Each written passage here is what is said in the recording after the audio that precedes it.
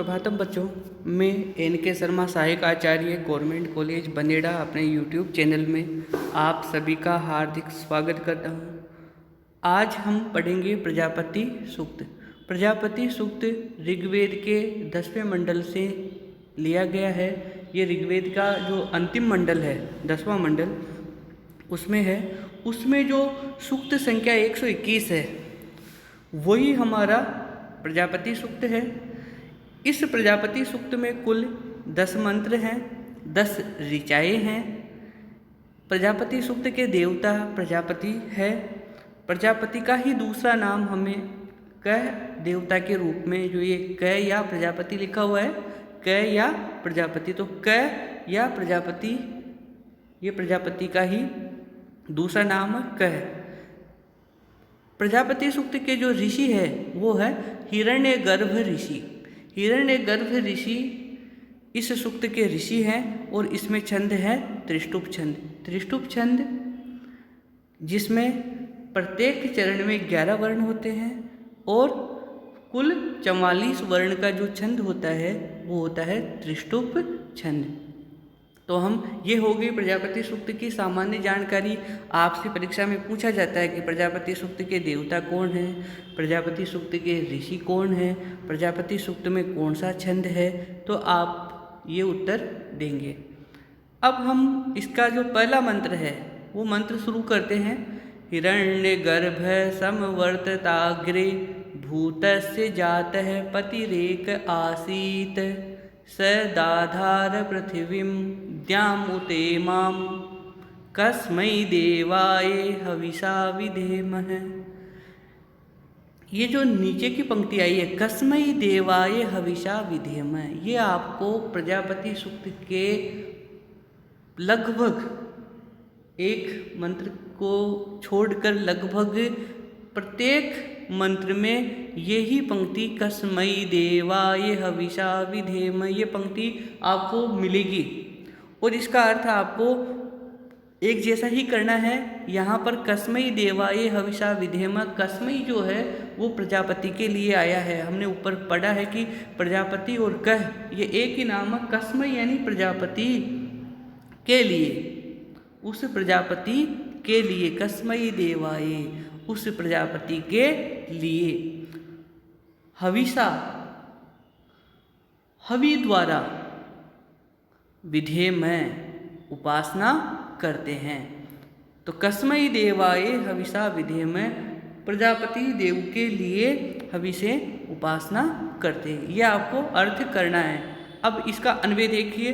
अग्रे हिरण्यगर्भ समवर्तते, अग्रे सबसे पहले, हिरण्यगर्भ, हिरण्यगर्भ प्रकाश स्वरूप परमेश्वर, समवर्तते विद्यमान था, सबसे पहले हिरण्यगर्भ विद्यमान था।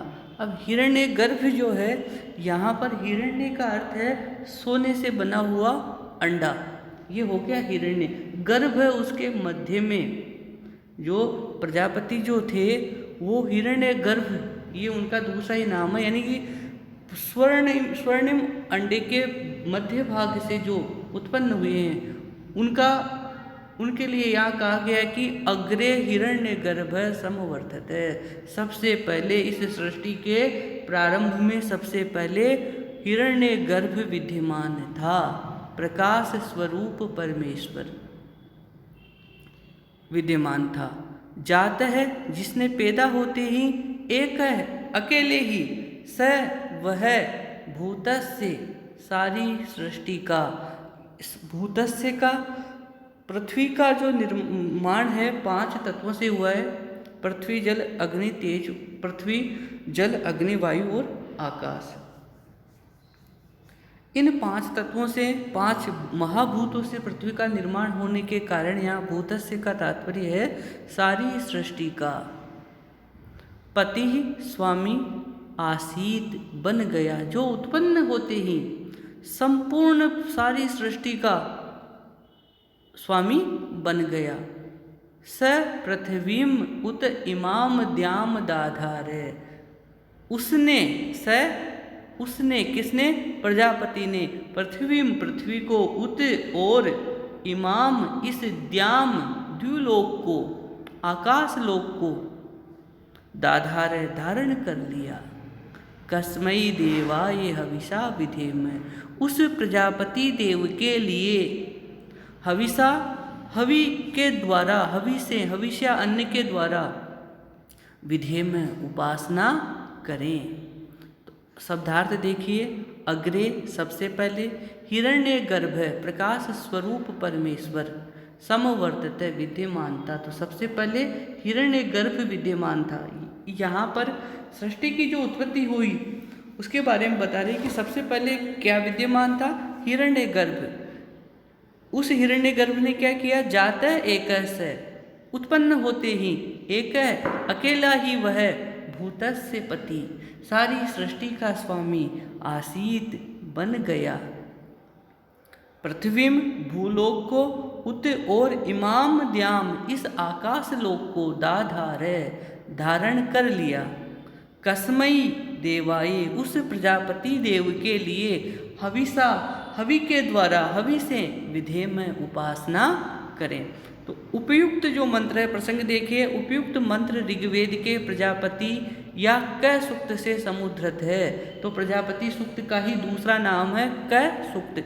यह आपसे पूछा जाता है, प्रजापति सूक्त का ही दूसरा नाम क्या है? क सूक्त से ये लिया गया है। इसके ऋषि है हिरण्यगर्भ और इसमें छंद है त्रिष्टुप। इसमें क या प्रजापति देव का वर्णन किया गया है। ये हो गया आपका प्रसंग। तो प्रसंग में आप उसके देवता, ऋषि, छंद इसका उल्लेख कर सकते हो। अर्थ, सृष्टि की प्राक अवस्था में, सृष्टि की प्रारंभिक अवस्था में हिरण्यगर्भ नामक प्रजापति वर्तमान था, विद्यमान था। जात अग्रे हिरण्यगर्भ समवर्तते, सबसे पहले हिरण्यगर्भ विद्यमान था। जात एक से, उत्पन्न होते ही, एकमात्र वह, एक से एकमात्र वह, भूतस्य पतिर आसीत, संपूर्ण सृष्टि का, संपूर्ण जगत का पति ही आसीत, स्वामी बन गया। स वह, पृथ्वीम उत इमाम द्याम दाधार, पृथ्वी और इस अंतरिक्ष लोक को धारण किए हुए हैं। कस्मई देवाय हविषा विधेम, हम उस क नामक प्रजापति देव के लिए, हम उस प्रजापति देव के लिए हविषा विधेम, हवि से उपासना करें, सेवा करते रहें। अब ये तो हो गया इसका सामान्य अर्थ। एक बार और अन्वय से देख लीजिए आप। अन्वय से इसका अर्थ करना सीखिए। अग्रे हिरण्य गर्भ समवर्तते, सबसे पहले हिरण्य गर्भ विद्यमान था। जात है, उत्पन्न होते ही, पैदा होते ही, जन्म लेते ही, एक सह वह अकेला, एकमात्र वह, भूतस्य पतिर आसीत, भूतस्य सारी सृष्टि का, संपूर्ण संसार का पति ही आसीत, स्वामी बन गया। स उसने, पृथ्वीम उत इमाम द्याम, पृथ्वी को और इस द्युलोक को, इस आकाश लोक को, दाधार धारण किया। कस्मई देवाय उस प्रजापति देव के लिए, हविषा विधेम, हवि से उपासना करें। ये हो गया इसका अर्थ। अब इसकी जो टिप्पणियां हैं वो बहुत महत्वपूर्ण है, एक बार देख लीजिए। हिरण्य गर्भ शब्द यहाँ प्रजापति के लिए आया है। पहली जो पंक्ति है, अग्रे हिरण्य गर्भ समवर्तते, तो यहाँ पर जो हिरण्य गर्भ शब्द आया है ये किसके लिए आया है? प्रजापति के लिए। क्योंकि वह स्वर्णिम अंडे के गर्भ से, स्वर्णिम अंडा यानी हिरण्य, हिरण्य मतलब स्वर्णिम अंडा, उसके गर्भ में स्थित तेज स्वरूप है। क्योंकि वह स्वर्णिम अंडे के गर्भ में स्थित तेज स्वरूप है, इसलिए उसको कहा गया हिरण्य गर्भ है। पौराणिक काल के ब्रह्मा, विष्णु और महेश जो है, इन त्रिदेवों में ब्रह्मा या प्रजापति को सृष्टि की रचना करने वाले के रूप में स्वीकार किया गया है, जबकि अन्य जो देव है, विष्णु को पालन करने वाला और महेश को संहार करने वाला बताया गया है। भूतस्य का अर्थ है पंच महाभूतों से उत्पन्न होने वाली सारी सृष्टि। तो ये जो संपूर्ण सृष्टि है ये पंच महाभूतों का एक पिंड है, इसलिए भूतस्य का अर्थ हो गया यहाँ पर पृथ्वी का। कस्मै देवाय हविषा विधेम, यह पंक्ति इस सूक्त के अंतिम मंत्र को छोड़कर, 10वें मंत्र को छोड़कर सभी 9 मंत्रों में चौथे चरण में प्राप्त होती है।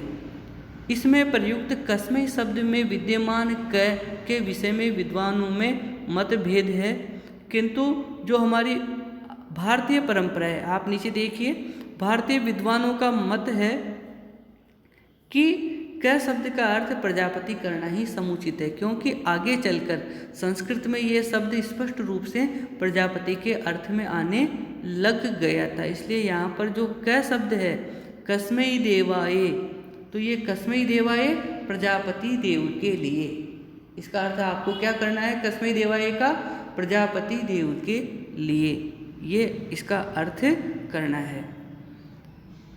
तो ये हो गया आपका पहला मंत्र। अब इसका दूसरा जो मंत्र है वो देखिए, ये आत्मदा बलदा यस्य विश्व उपासते प्रशिशम यस्य देवाः यस्य छाया अमृतम यस्य मृत्यु कस्मै देवाय हविषा विधेम। अब जो आखिरी पंक्ति है उसका तो अर्थ आपको यही करना है कि उस प्रजापति देव के लिए हम हवि से उपासना करें। उस प्रजापति देव के लिए हम किससे उपासना करें, हवि से। हवि एक देवताओं को दिया जाने वाला, यज्ञ के अंदर देवताओं को प्रदान की जाने वाली एक भोज्य सामग्री होती है, उसको बोलते हैं हवि।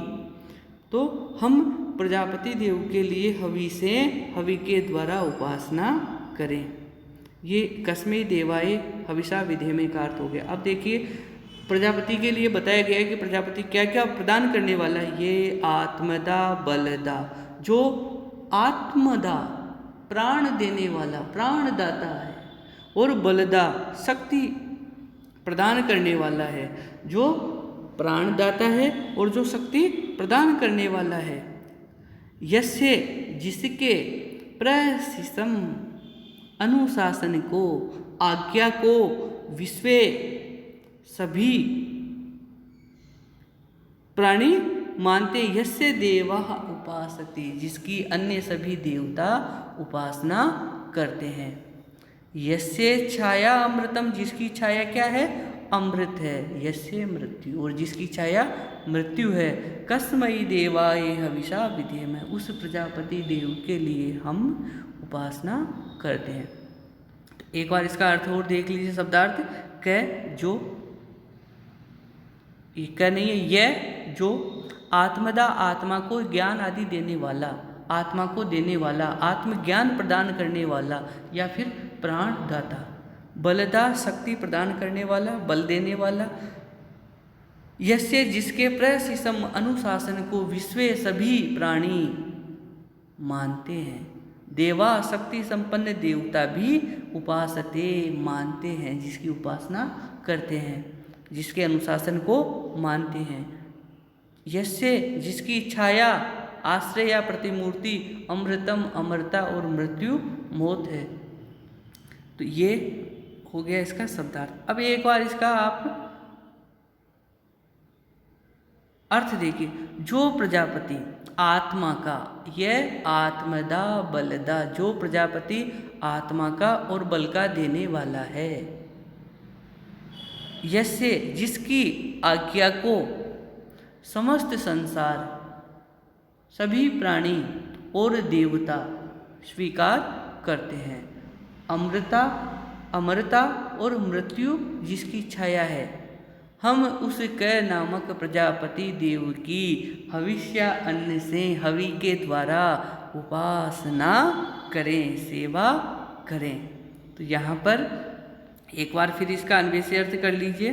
अन्वय से इसका अर्थ यही हो रहा है कि जो आत्मा को आत्मा का और बल का देने वाला है, जो प्राणदाता और शक्ति प्रदान करने वाला है।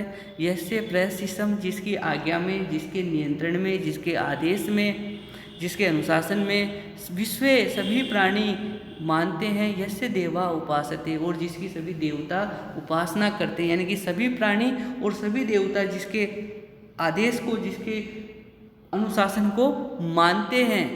यस्य छाया, जिसकी छाया अमृत है और जिसकी छाया ही मृत्यु है। ऐसे उस प्रजापति देव की हम अभी से उपासना करें। इस तरह से यहाँ पर ये दूसरे मंत्र में बताया गया है। यहाँ पर टिप्पणी देख लीजिए एक बार।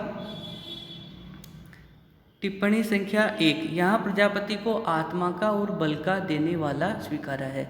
यह आत्मदा बलदा।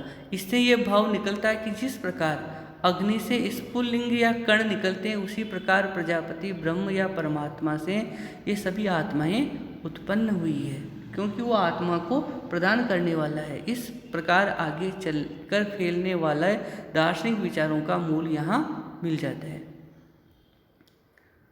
अब इसमें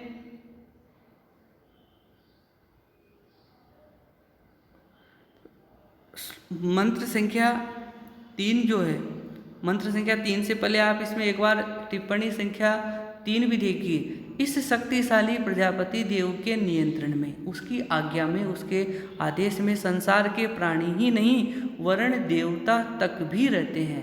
इसीलिए तो अमरता और मृत्यु भी इसकी छाया मानी गई है। यस्य छाया अमृतम यस्य मृत्यु, यानी जिसकी अमरता और मृत्यु दोनों ही क्या है, छाया है। ये दोनों शक्तियाँ इसी के आश्रय में है, यानी कि अमरता और मृत्यु दोनों इसी के आश्रय में है। कुछ व्याख्याकारों ने इस तीसरे चरण का अर्थ ये भी लगाया है कि जिसकी कृपा अमृत रूप मोक्ष का हेतु है और अकृपा मृत्यु रूप आवागमन का कारण। तो अलग अलग व्याख्याकार अपने अपने हिसाब से अलग अलग इसका अर्थ लगाते हैं। आप इसका अर्थ यही लिखना कि जिसकी छाया अमरता है और जिसकी छाया मृत्यु भी है। तो ये इसका सामान्य अर्थ हो गया। इस मंत्र के तीसरे चरण में 10 ही अक्षर है, जबकि त्रिष्टुप छंद के लक्षण में प्रत्येक चरण में 11 अक्षर होने चाहिए। अतः इस कमी को दूर करने के लिए यहाँ पर छाया अमृतम शब्द को संधि विच्छेद करके छाया अमृतम पढ़ना चाहिए। तो ये तो एक तरह से छंद जो है वो भंग हो रहा है, उसको पूरा करने के लिए ये कहा गया है। तो ये जो पहला और दूसरा मंत्र है, इस पहले और दूसरे मंत्र को एक बार फिर आप अन्वय से इसका अर्थ वापस करिए। एक बार मैं फिर से बता रहा हूँ, देखिए। अग्रे हिरण्य गर्भ समवर्तते। सबसे पहले हिरण्य गर्भ विद्यमान था। हिरण्य गर्भ ही प्रजापति का दूसरा नाम है। तो सबसे पहले हिरण्य गर्भ विद्यमान था। जातः है उत्पन्न होते ही एक स भूतस्य पतिरासीत, वह संपूर्ण सृष्टि का स्वामी बन गया।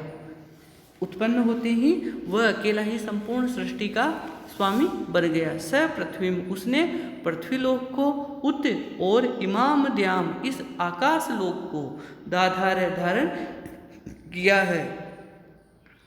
कस्मै देवाय, उस प्रजापति देव के लिए हविषा विधेमय, हवि से हम उपासना करते हैं। ये तो हो गया पहला मंत्र।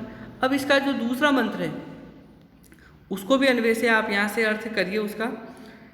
ये आत्मदा बलदा, यहाँ पर आत्मदा और बलदा ये दोनों प्रजापति के लिए यहाँ पर विशेषण आए हैं कि जो आत्मा को प्रदान करने वाला है और जो शक्ति को प्रदान करने वाला है। यहाँ आत्मा से तात्पर्य प्राणदाता भी हो सकता है, प्राणों को देने वाला, या फिर आत्मज्ञान प्रदान करने वाला।